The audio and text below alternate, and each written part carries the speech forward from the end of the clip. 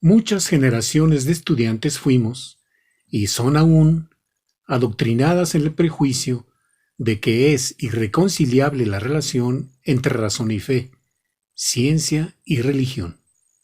El famoso profesor de la Universidad de Harvard, Stephen Jay Gould, eminente paleontólogo y gran divulgador de la ciencia, afirma en su libro titulado Ciencia versus Religión lo siguiente: me refiero al supuesto conflicto entre ciencia y religión, un debate que solo existe en la mente de las personas y en las prácticas sociales, no en la lógica o en la utilidad adecuada de estos temas, completamente distintos e igualmente vitales. La ciencia intenta documentar el carácter objetivo del mundo natural y desarrollar teorías que coordinen y expliquen tales hechos. La religión, en cambio, opera en el reino igualmente importante pero absolutamente distinto de los fines, los significados y los valores humanos, temas que el dominio objetivo de la ciencia podría iluminar pero nunca resolver. De manera parecida, mientras que los científicos han de actuar mediante principios éticos, algunos de ellos específicos de su práctica, la validez de tales principios no puede inferirse nunca a partir de los descubrimientos objetivos de la ciencia. Para citar los tópicos usuales, la ciencia obtiene la edad de las rocas y la religión el estremecimiento de las edades. La ciencia estudia cómo van los cielos y la religión cómo ir al cielo. Asimismo, el reconocido físico matemático inglés John Polkinghorne, miembro del King's College de Cambridge y del Royal Society, y a quien le fue concedido el título de Sir, en su libro titulado Ciencia y Teología, dice lo siguiente: la actitud con que mucha gente considera la interacción entre ciencia y religión está fuertemente influenciada por dos relatos, cuyo mensaje parece ser en ambos casos el de que la ciencia, en su búsqueda de la verdad, se enfrenta a una religión oscurantista y conservadora. Se trata de los mitos modernos de Galileo y Charles Darwin, interpretados uno y otro como expresión de un conflicto con la Iglesia. En la forma en que se sedimentan en la mentalidad contemporánea, estos relatos son presentados como meras crónicas de la batalla de la luz contra la oscuridad. Veamos, pues, cómo se disuelve el conflicto entre ciencia y religión en las experiencias de conversión de los siguientes científicos, uno vivo aún y el otro ya muerto. Francis Collins. Es en su libro titulado El lenguaje de Dios, donde Francis Collins nos narra su proceso de conversión. Ya al inicio del libro, Francis expone la principal pregunta que se plantea. Dice: en esta era moderna de cosmología, evolución y genoma humano, ¿existe aún la posibilidad de encontrar una armonía plenamente satisfactoria entre las concepciones científica y espiritual del mundo? Yo respondo con un sonoro sí. En mi opinión, no existe ningún conflicto entre ser un científico riguroso y una persona que cree en un Dios que tiene un interés particular en cada uno de nosotros. El dominio de la ciencia es explorar la naturaleza. El dominio de Dios es el mundo espiritual, un reino que no se puede explorar con las herramientas y el lenguaje de la ciencia. Se debe examinar con el corazón, la mente y el alma, y la mente debe encontrar un modo de abrazar ambos reinos. El ambiente familiar en que se desarrolló Francis cuando niño no era propicio para el desarrollo de la fe, pues sus papás, dice Francis, eran librepensadores. Fue el menor de 4 hijos. A los 10 años ingresa a la escuela pública, y es a los 15 años que se asombra del poder de los métodos de la ciencia. A los 16 años ingresa a la Universidad de Virginia para estudiar química y estudiar una carrera en ciencias. Una vez que se gradúa, inicia un doctorado en físico-química en Yale. Al leer la biografía de Albert Einstein, descubre que no creía en Yahvé, el Dios del pueblo judío, y deduce que ningún científico pensante podía sostener seriamente la posibilidad de la existencia de Dios sin cometer alguna clase de suicidio intelectual. De aquí se instala en el ateísmo.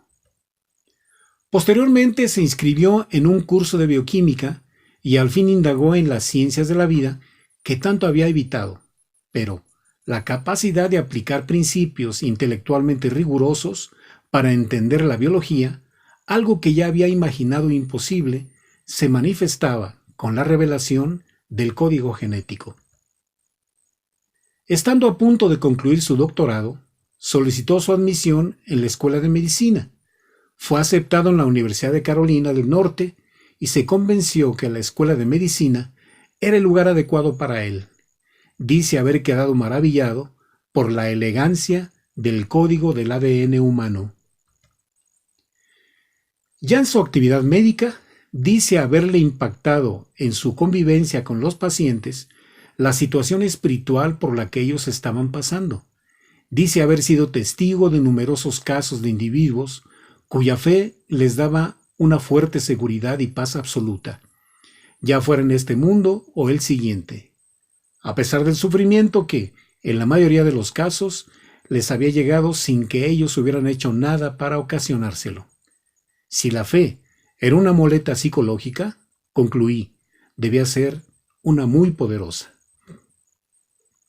Después de esto, se llegó a preguntar si podría existir una pregunta más importante que ¿existe Dios?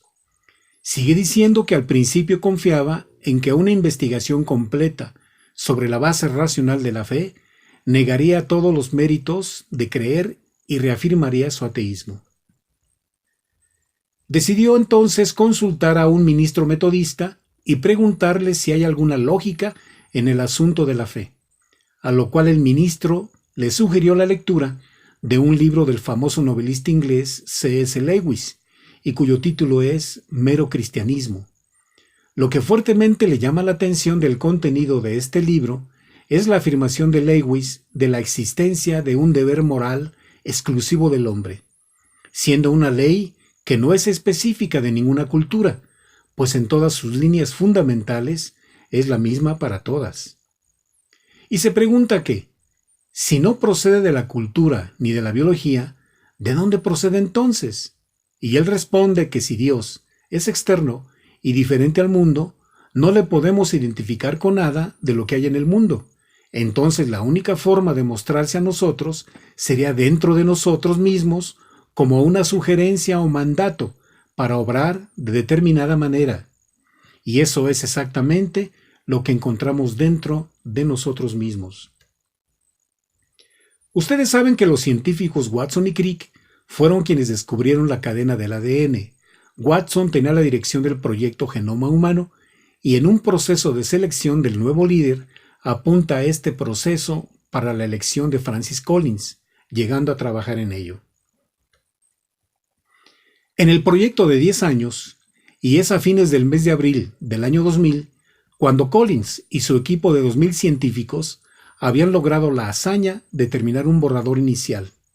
Es tan sorprendente para Collins el orden, la lógica del genoma humano, que para el Dios de la Biblia es también el Dios del genoma.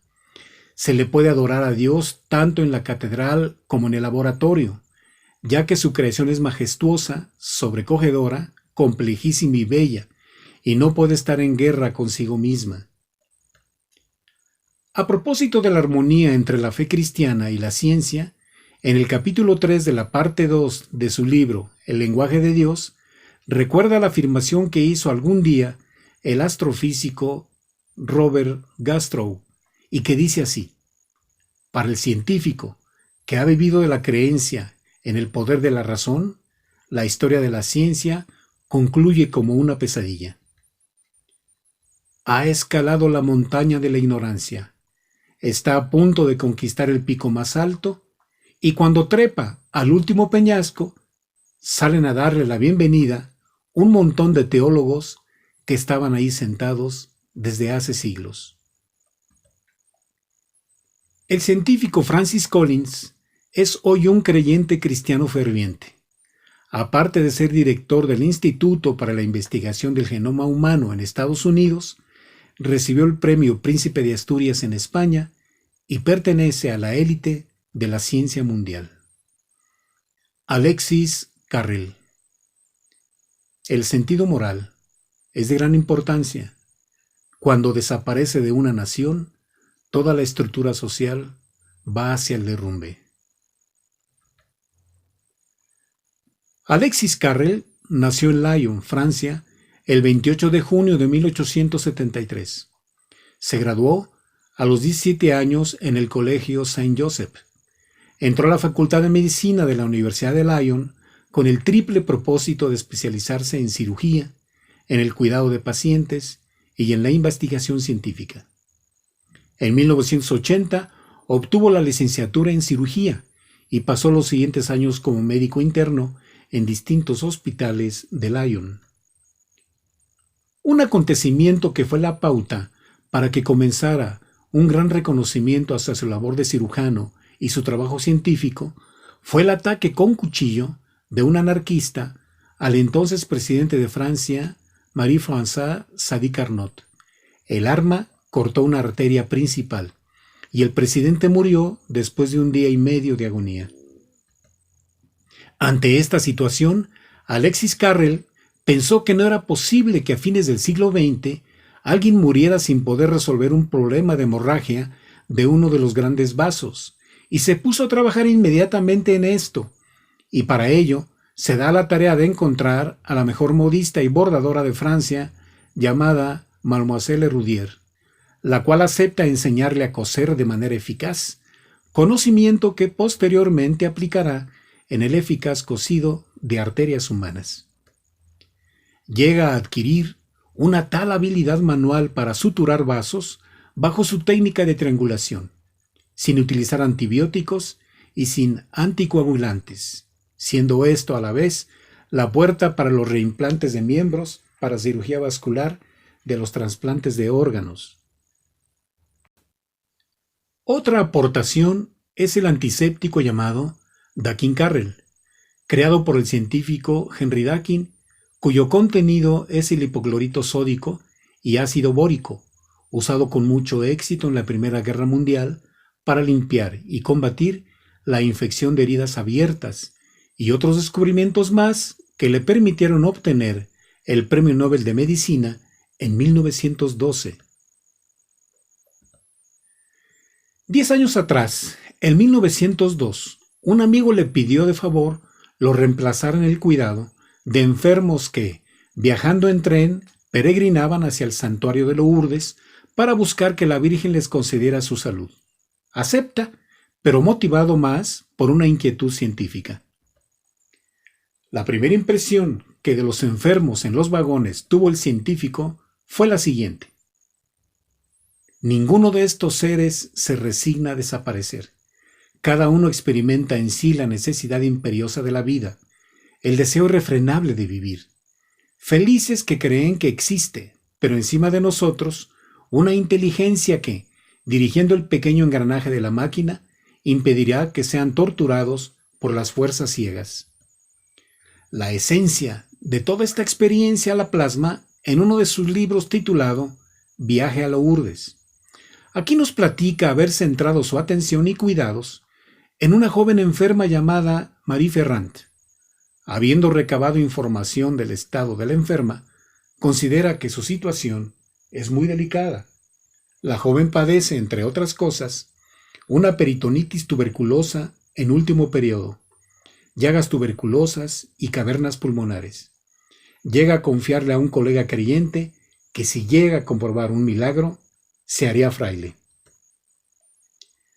Llegado el momento de acercamiento de los enfermos a la entrada de la gruta donde la Virgen María se le apareció a la niña Bernadette, comienza el proceso del milagro de Marie Ferrand. Alexis Carrel aparece en el libro con el seudónimo de Lerrac y narra de esta manera el acontecimiento. Apoyado en la barandilla, concentró toda su atención en Marie Ferrand, sin mirar a nadie más. En aquel momento, un sacerdote estaba pronunciando un sermón ante la multitud de peregrinos y enfermos. Sonaron cánticos e invocaciones. El rostro de la joven, con los ojos brillantes y extasiados, fijos en la gruta, seguía experimentando modificaciones. Se había producido una importante mejoría. Mademoiselle d'O, inclinada sobre Marie Ferrand, la sostenía. De pronto, Lerrac se sintió palidecer al ver cómo en el lugar correspondiente a la cintura de la enferma, el cobertor iba descendiendo poco a poco hasta el nivel del vientre. Estupefacto, llamó la atención de Marie-O. Sí, en efecto, dijo éste. Parece que disminuye. Sin duda es el cobertor. En la basílica acababan de dar las 3. Algunos minutos después, la tumefacción del vientre. Pareció que había desaparecido por completo. Creo que me volveré loco, pensó Lerrac, y acercándose a Marie Ferrand, observó su respiración y le miró el cuello. El corazón, aunque latía con regularidad. Algo pasaba, no cabe la menor duda. ¿Cómo se encuentra usted?, le preguntó. Muy bien, no con muchas fuerzas, pero siento que estoy curada, contestó en voz baja la joven. Ya no podía dudarse más. El estado de Marie Ferrand mejoraba, y ella había cambiado por completo. Profundamente turbado e incapaz de reflexionar, Lerrac, sin moverse del lugar en que estaba, advirtió a Mademoiselle d'O de lo que ocurría. Mademoiselle d'O aceptó aquel hecho fantástico, adoptando una actitud tan poco sorprendida como la de un médico que asiste a la reducción de un hueso. Ya estaba habituada. Lerrac no hablaba ni pensaba. Aquel suceso inesperado estaba tan en contradicción con todas sus previsiones que le parecía estar soñando. Mademoiselle d'O presentó a Marie Ferrand una taza llena de leche, y la joven la bebió por entero. A los pocos momentos levantó la cabeza, miró en torno suyo, se removió algo y reclinóse sobre un costado sin dar la menor muestra de dolor. Lerrac, levantándose, atravesó las apiñadas filas de peregrinos que prorrumpían en invocaciones, las cuales apenas oía, y se alejó. Eran cerca de las 4. Acababa de suceder lo imposible, lo inesperado, el milagro. Aquella muchacha, agonizante poco antes, estaba ya casi curada. Lerrac ignoraba aún el estado real de las lesiones, pero ante sus ojos se había producido, sin lugar a dudas, una memoria funcional que pronto se convertiría en un milagro.